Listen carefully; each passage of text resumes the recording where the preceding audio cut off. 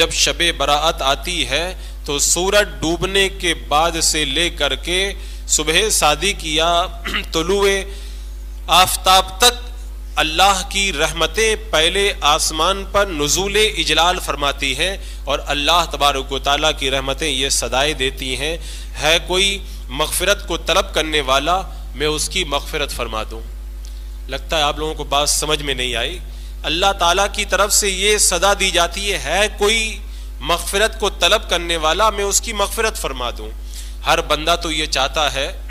کہ اللہ تعالیٰ میری مغفرت فرما دے، میرے گناہوں کو معاف فرما دے۔ میں نے زندگی کے اندر چھوٹے گناہ بھی کیے،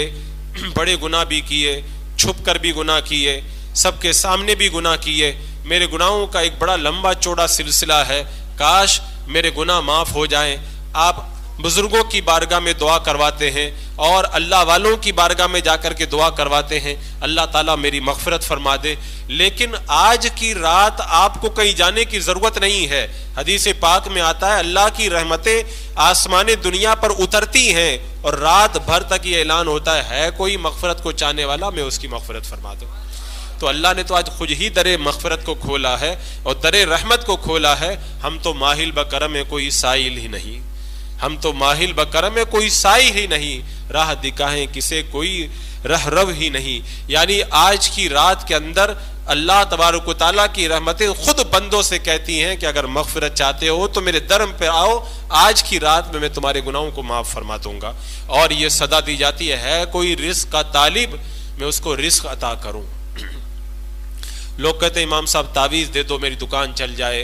کوئی کہتا ہے کہ دعا کر دو مجھے اچھی نوکری مل جائے، کوئی کہتا ہے کہ دعا کر دو کہ میں جو ہے وہ اپنی بچیوں کی شادی کے لیے کچھ مال جمع کر لوں، فلاں کام کے لیے میرے پاس میں کچھ پیسہ جمع ہو جائے۔ تو ہر وقت بندہ اس فکر میں رہتا ہے کہ کچھ پیسوں کا انتظام ہو جائے، کچھ میرے رزق کے اندر وسعت پیدا ہو جائے، لیکن بتاؤ ایسی گھڑی کب آپ کو ملے گی اور ایسا موقع کب آپ کو ملے گا کہ آج رزاق خود کہہ رہا ہے، رزق دینے والا پروردگار عالم خود کہہ رہا ہے کوئی رزق کا طلبگار اس کو میں رزق عطا کروں۔ اب اللہ کی رحمتیں آواز دیں اور پھر ہم رزق کو طلب کرنے کے لیے اس کی بارگاہ میں نہ آئیں اور پھر دوسرے دن آ کر کے کہیں کہ حضرت تعویذ دے دیں، امام صاحب دعا کر دیں، فلاں جگہ جا کر کے مزار پہ جا کے میں دعا کرتا ہوں تاکہ میرے لیے رزق کا انتظام ہو جائے۔ تو یہ کتنے افسوس کی بات ہے کہ موقع ملا ہے تو موقع ہم گنوا دیں اور اس کے بعد میں پھر تلاش رزق کے اندر پریشان رہیں کہ اللہ تعالیٰ مجھے رزق عطا فرما دے۔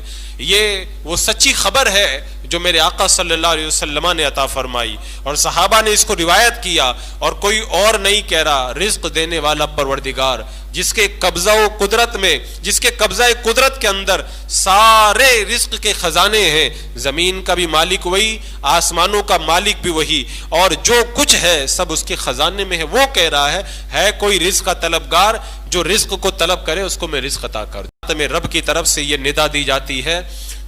کوئی بلا اور مصیبت کے اندر گرفتار، جو بلاؤں اور مصیبتوں سے نجات کے لیے سوال کرنے والا تو میری بارگاہ میں سوال کرے، اسے بلاؤں سے میں نجات دوں گا، آفتوں سے میں نجات دوں گا، بیمار ہو میں شفا عطا فرما دوں گا، پریشان ہو پریشانی کو میں دور کر دوں گا، اولاد کی وجہ سے ستائے ہوئے ہو اس پریشانی کا بھی میں دفعیہ فرما دوں گا، تمہارے رشتہ دار تمہارے دشمن ہو گئے ہیں، آج اگر تم مجھ سے سوال کرو گے میں ان کو تمہارا پیارا بنا دوں گا، اگر تمہارے پڑوسی تمہیں پریشان کر رہے ہیں ان کے دلوں میں بھی میں تمہاری محبت پیدا کر دوں گا، اگر تم کسی جگہ کام کرتے ہو تمہارا سیٹ تمہارے اوپر ظلم کرتا ہے، میری بارگاہ میں آج کی رات میں مانگو، آج میں تمہاری اس دعا کو بھی قبول فرما لوں گا۔